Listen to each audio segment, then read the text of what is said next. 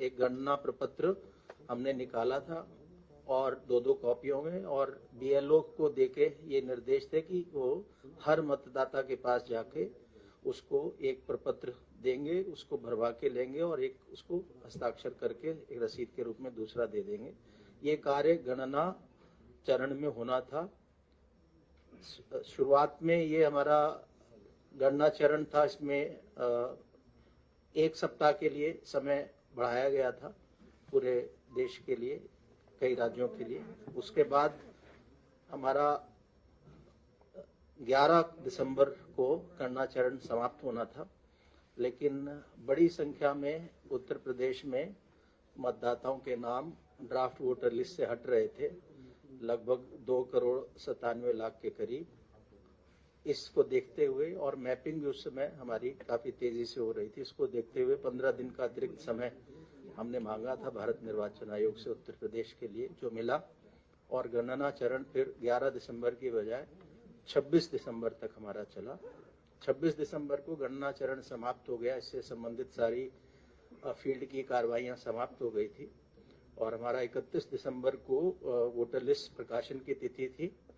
लेकिन साथ ही साथ इस जो हमारा फील्ड में जो वर्क चल रहा था, इसके साथ ही साथ भारत निर्वाचन आयोग के निर्देश थे कि अगले जो भी इलेक्शन होंगे उसमें एक पोलिंग स्टेशन पर, एक मतदेय स्थल पर 1200 से अधिक वोटर नहीं रहेंगे।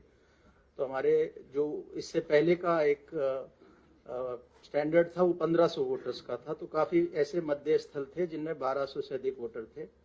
तो उसको हमने रैशनलाइज, एक संभाजन की प्रक्रिया है कि नए पोलिंग स्टेशन बनाएं, जहां अधिक मतदाता है उनको शिफ्ट करके नए पोलिंग स्टेशन पे ले जाएं।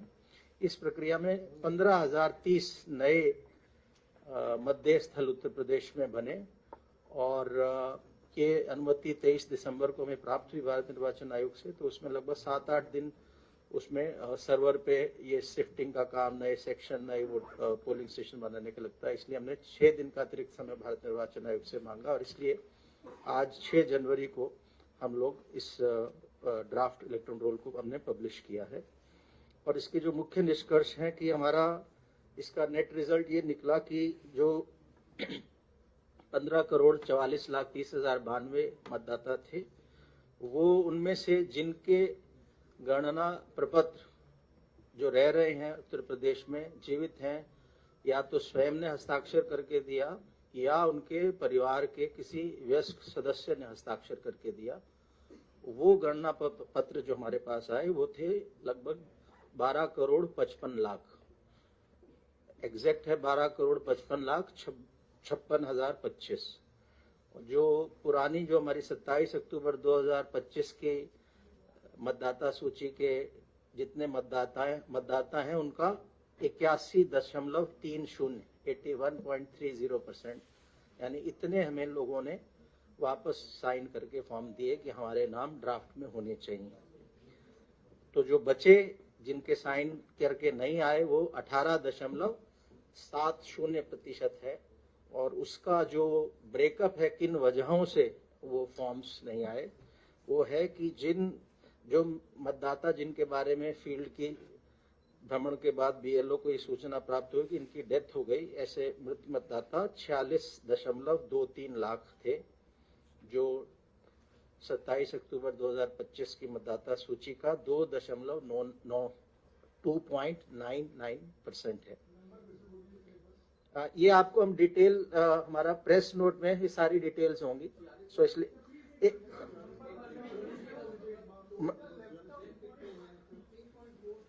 एक मिनट, हम क्वेश्चन बाद में लेंगे, थोड़ा मैं कोशिश कर रहा हूं आपको साफ। सो मृतक मतदाता 46.23 लाख, 46.23 लाख, और परसेंटेज के टर्म्स में 2.99% या 2.99%। स्थानांतरित मतदाता जो अपने निवास स्थान से कहीं और शिफ्ट कर गए, वो घर छोड़ दिया जहां उन्होंने वोटर लिस्ट में जब अपना नाम दर्ज कराया था, जिस घर में थे, स्थायी रूप से स्थानांतरित हो गए, या वो लापता या अनुपस्थित रहे, या उनको फील्ड में बीएलओ को मिले नहीं, ऐसे 2.17 करोड़ मतदाता हैं, 2.17 करोड़। और अगर प्रतिशत में कहें तो 14.06 14.06%। और तीसरी श्रेणी है जो मतदाता सूची में एक से अधिक स्थानों पर पंजीकृत पाए गए, ऐसे 25.47 लाख 25.47 लाख वोटर्स थे, जो 1.65% है। सो कुल मिलाकर जो अनकलेक्टेबल था, जिनका नाम ड्राफ्ट वोटर लिस्ट में नहीं आया, वो 2.89 करोड़ या 18.70%, 18.70% है। सो फाइनल हमारी जो आज फाइनल मतलब आज जो ड्राफ्ट वोटर लिस्ट हो रही है पब्लिश, उसमें 12,55,56,025 मतदाता हैं। और इसमें हमारे सभी 75 जनपदों के जिला निर्वाचन अधिकारियों, 403 हमारी विधानसभाएं उनके निर्वाचक रजिस्ट्रेशन अधिकारियों, 2042 सहायक निर्वाचक रजिस्ट्रेशन अधिकारियों और हमारे 1,62,486 बूथ जो थे संभाजन से पूर्व, उतने बूथ लेवल अधिकारियों ने वॉलंटियर्स के साथ इस काम को अंजाम दिया। तो बहुत बड़ी संख्या में ये जो हमारे पास मतदाताओं से संपर्क करके हम लोग एन्यूमरेशन फॉर्म्स को, साइंड एनेशन फॉर्म्स को कलेक्ट कर पाए। और इसमें राजनीतिक दलों द्वारा नियुक्त बूथ लेवल एजेंट्स BLA, इनका भी सहयोग रहा। तो 5,76,611 बूथ लेवल एजेंट्स सभी मान्यता प्राप्त राजनीतिक दलों द्वारा दिए गए और इनकी भी सहायता हमने ली। अब आज जब हम आलेख्य प्रकाशन कर रहे हैं, ड्राफ्ट इलेक्टोरल रोल पब्लिश कर रहे हैं, तो उसके बाद 1 महीने की अवधि है जिसको हम दावा एवं आपत्ति अवधि बोलते हैं, क्लेम्स एंड ऑब्जेक्शंस पीरियड। ये 6 जनवरी से, आज से दावा आपत्ति लोग दे सकते हैं, वो 6 फरवरी तक ये दावा आपत्ति का पीरियड रहेगा इस रिवीजन, इंटेंसिव रिवीजन में। और साथ ही साथ 6 जनवरी से नोटिस चरण भी शुरू हो रहा है। तो ऐसे मतदाता जिनका मैपिंग नहीं हुआ था, विगत प्रगाढ़ पुनरीक्षण की इलेक्टोरल रोल से, जो उत्तर प्रदेश में 2003 में हुआ था और भारत के अन्य राज्यों में 2002 से लेकर 2006 तक था, तो उस इलेक्टोरल रोल से जिस भी मतदाता का गणना चरण में एन्यूमरेशन फॉर्म साइन होके मिला, उन्हीं के लिए मैपिंग का शब्द रेलेवेंट है। तो जब हमें फॉर्म मिला, उस फॉर्म में ही 2 कॉलम्स थे। एक में था कि यदि मतदाता का स्वयं का नाम विगत इंटेंसिव रिवीजन में रहा हो इलेक्टोरल रोल में, उत्तर प्रदेश या देश के किसी भी रोल में, तो वो अपना विवरण दे रहा था। अगर उसका नाम स्वयं का नहीं था तो अपने माता पिता या ग्रैंड पेरेंट्स, दादा दादी या नाना नानी में से दे रहा था। उसको हम मैपिंग बोलते हैं। जहां ऐसे करेक्ट इन्फॉर्मेशन मिल गई तो उसको हमने मैप बोला कि इलेक्टोरल मैप हो गया। तो हमारा लगभग 91% से अधिक मैपिंग उत्तर प्रदेश में हुई। सो मैपिंग की जब बात कर रहे हैं तो वो केवल ये जो 12,55,56,025 इन्हीं के कॉन्टेक्स्ट में है। और हमारा 8% के आसपास, 8 से थोड़ा ज्यादा परसेंट अभी मैप नहीं हुआ। तो ऐसे लोगों को नोटिस जाएंगे, जिसको अनमैप्ड कैटेगरी के इलेक्टर बोलते हैं। और 1 करोड़ 4 लाख के पास, 4 लाख के आसपास ऐसे वोटर हैं जिनको नोटिस जाएगा। तो 6 जनवरी से अब हमारा नोटिस चरण भी प्रारंभ हो गया है और दावे आपत्तियों का निस्तारण भी करेंगे। ये 27 फरवरी तक चलेगा। तो जहां तक मतदाता का प्रश्न है, उसे 6 फरवरी का दिन याद रखना चाहिए, ताकि दावा आपत्ति जो उसको करना है वो 6 फरवरी से पूर्व ही कर देनी है। और 6 मार्च 2026 को हमारा अंतिम मतदाता सूची, इस पूरे SIR की विशेष प्रगाढ़ पुनरीक्षण की अंतिम मतदाता सूची, फाइनल इलेक्टोरल रोल 6 मार्च 2026 को हम पब्लिश करेंगे। तो इसमें जैसे ही आज जैसे पब्लिश हुआ, तो पहला कार्य हमने अभी राजनीतिक दलों के साथ भी जिले में बैठक की, राज्य स्तर पर भी आज कर रहे हैं। तो यही कह रहे हैं कि सबसे पहला काम हर वोटर का ये है कि इस पे क्लिक करके, और जब आप क्लिक करते हैं और अपना एपिक नंबर डालते हैं, तो आपको बता देता है कि आपका नाम किस विधानसभा के किस बूथ संख्या के किस सीरियल नंबर पर है। तो सारे मतदाता उत्तर प्रदेश के इसको अवश्य चेक कर लें, ड्राफ्ट इलेक्टोरल रोल को। और यदि उनका नाम है तो फिर उनको फॉर्म 6 नहीं भरना, और यदि ड्राफ्ट इलेक्टोरल रोल में नाम नहीं है तो उन्हें फॉर्म 6 भरना है। और जैसा कि हम देख सकते हैं कि सीओ उत्तर प्रदेश के वेबसाइट पे जैसे ही हम क्लिक करते हैं, जो पहला पॉपअप विंडो आता है उसमें फॉर्म 6 अवेलेबल है, इंग्लिश में भी हिंदी में भी। और कुछ उसमें करेक्शन कराना है, फोटो सही नहीं है, नाम सही नहीं है, आयु सही नहीं है, पिता का नाम सही नहीं है, इसको करेक्शन कराना है तो फॉर्म 8 भरते हैं हम लोग। एक और भी चीज के लिए फॉर्म 8 महत्वपूर्ण कार्य के लिए भरा जाता है, वो है शिफ्टिंग के लिए।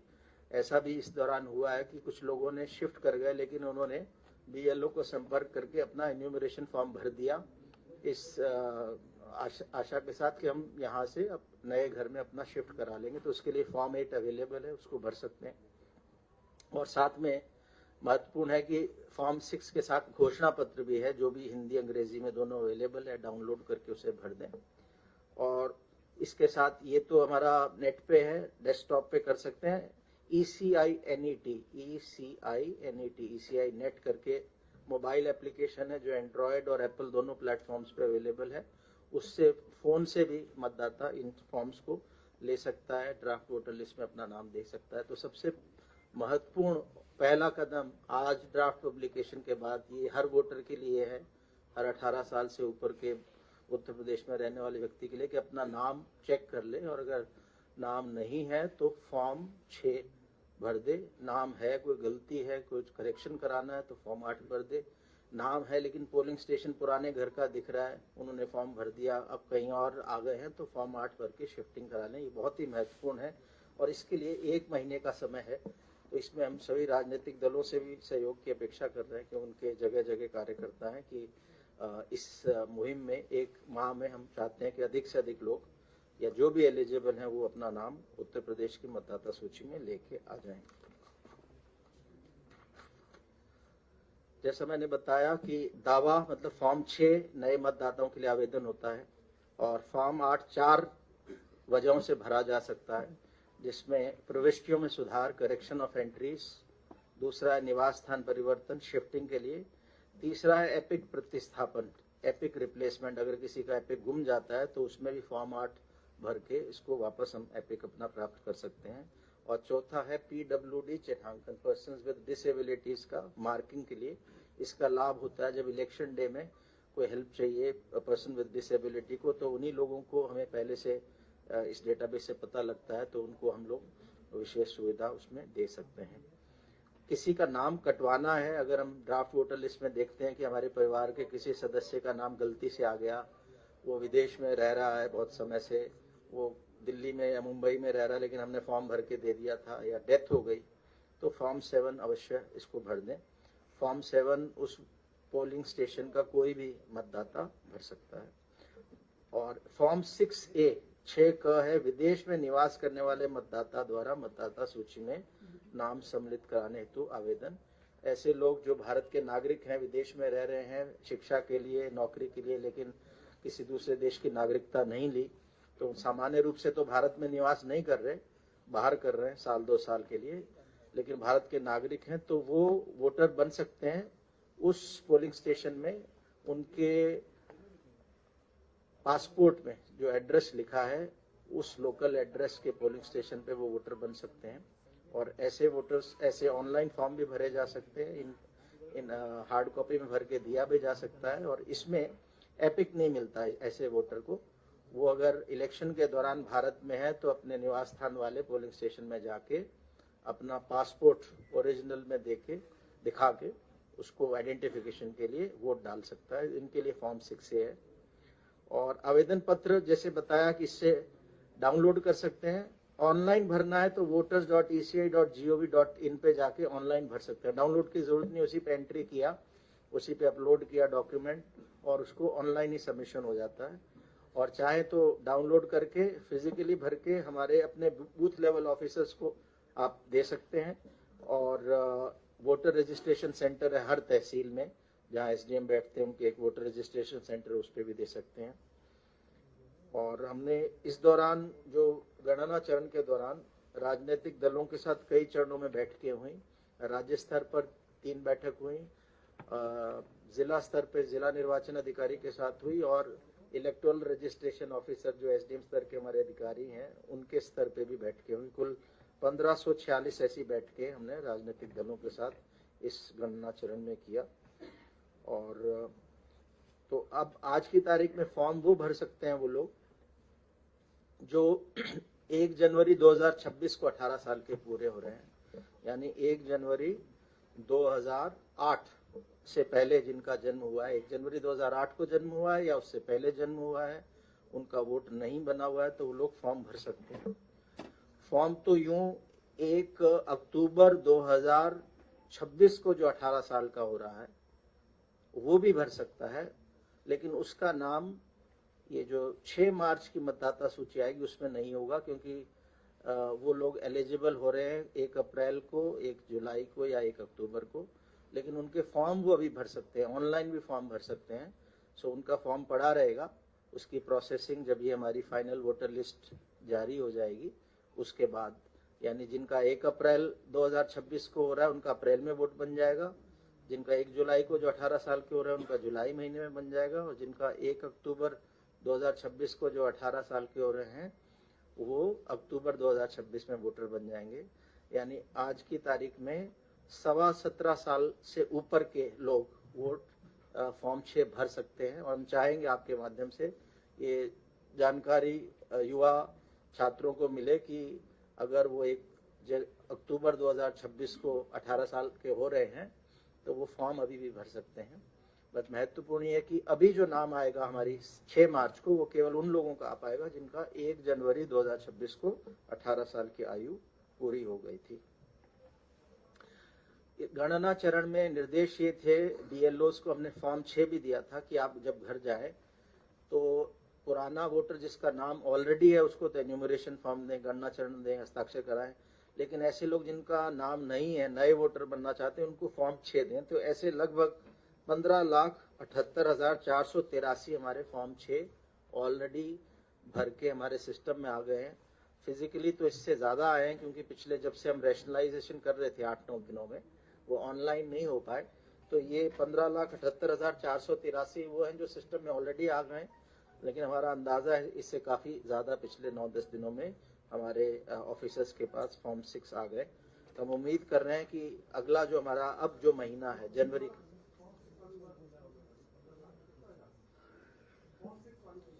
15,78,483 15,78,483 तो ऑलरेडी हमारे सिस्टम में आ चुके हैं। तो इनका सिर्फ हम फॉर्म भर पाए थे गणना चरण में, इनका नाम अब जुड़ेंगे। इनमें से जो लोग पात्र होंगे जिन्होंने घोषणा, इनमें से वो लोग भी हैं जिन्होंने घोषणा पत्र नहीं भरा, यानी 27 अक्टूबर 25 से पहले भरा था, तो बीएलओस के माध्यम से उन वोटर्स को बताया जाएगा कि आप इस घोषणा पत्र को भी भर दें, और एक दस्तावेजों की सूची है उसमें से कोई एक दस्तावेज दे दें।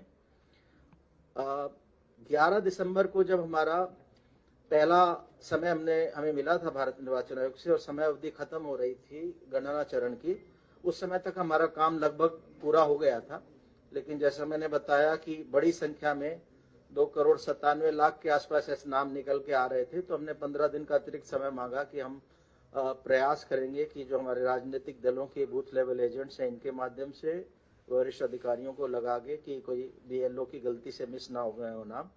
सो उसमें हमें काफ़ी बीएलएस से हमने वोटर लिस्टें शेयर की थी, वो हमारे जिला निर्वाचन अधिकारी के वेबसाइट पे भी लगा दी थी कि कौन लोग, वोटर लिस्टें नहीं, कौन लोग अनुपस्थित, कौन लोग मृतक हैं, कौन लोग स्थायी रूप से स्थानांतरित हैं। ये सारी लिस्टें 12 दिसंबर से राजनीतिक दलों के बूथ लेवल एजेंट्स को रिसीव करा दी गई थी, और जिला निर्वाचन अधिकारी के वेबसाइट पे विधानसभा वार, बूथवार अपलोड कर दी गई थी, वो लोग देख सकते थे।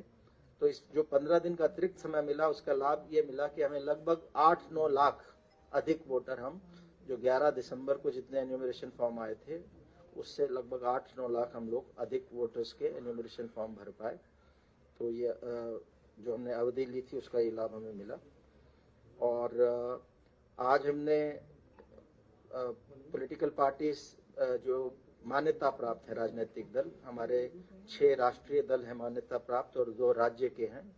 इन 8 राजनीतिक दलों में से एनपीपी के यहाँ हमारे नॉर्थ ईस्ट में है उनका, तो ज़्यादा यहाँ उनके रिप्रेजेंटेटिव्स नहीं है, तो 7 दलों के मुख्यतः हैं, उनको सबको हमने हार्ड कॉपी और सॉफ्ट कॉपी वोटर लिस्ट की दे दी है। पब्लिक की जानकारी के लिए हमारे सीओ उत्तर प्रदेश के वेबसाइट पे अवेलेबल है। इस पे जब हम क्लिक करते हैं तो आपको ले जाता है voters.eci.nic.in, भारत निर्वाचन आयोग का जो वेबसाइट है। तो उस पे भी अगर कोई डायरेक्टली जाए, search your name in electoral roll से उसको देख सकता है।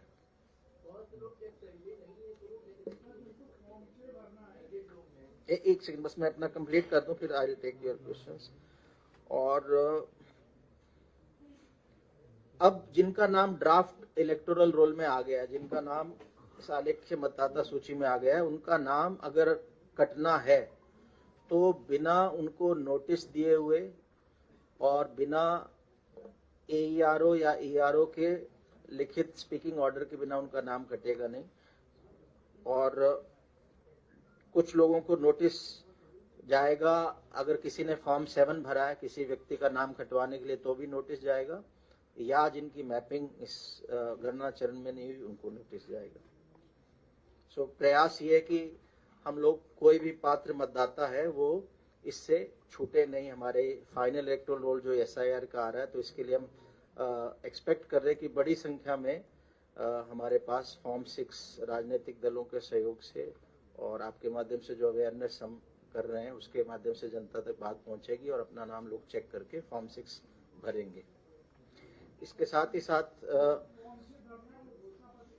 बस मैं भी अब क्वेश्चन ले रहा हूँ। एक चीज और आपको बता दूं, आज ही हमारे यहाँ जो 2 हाउस हैं स्टेट लेजिस्लेचर के, तो लेजिस्लेटिव काउंसिल में हमारे एक है खंड स्नातक क्षेत्र और एक है खंड शिक्षक क्षेत्र। इसमें खंड स्नातक के 5 और खंड शिक्षक के 6 निर्वाचक क्षेत्रों का आज voter list, final voter list हमने पब्लिश की है।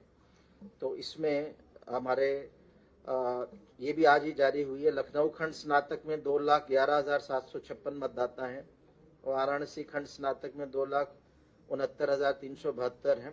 इसी प्रकार हमारे बाकी जो क्षेत्र है, इसका हमने अलग से प्रेस विज्ञप्ति निकाला जिसमें इनकी डिटेल है, तो इसको हम लोग देख